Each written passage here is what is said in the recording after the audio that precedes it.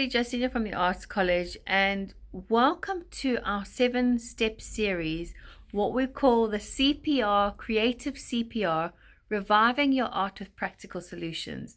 Now, why have I created this mini toolkit, and why is it so important that you watch this every single time you get frustrated with your art? So I have art students who have been with me for a very long time. I have art students who've just joined me from all walks of life, to both children and adults. And the one thing that everybody wants to do is, in their mind, they have this perception that if I don't get it right, I am a failure, or I can't do this, or placing unrealistic expectations on yourself when you are not achieving something that you have hardly ever learned. And you're expecting yourself, putting that pressure on yourself. What is really interesting is how art actually opens your heart and helps you reveal what is really going on in your inner world just as much as your outer world.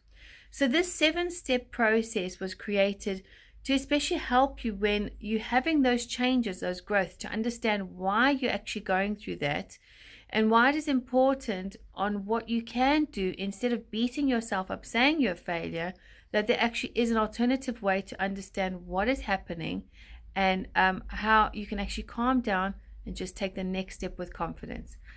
So I look forward to seeing you throughout the series.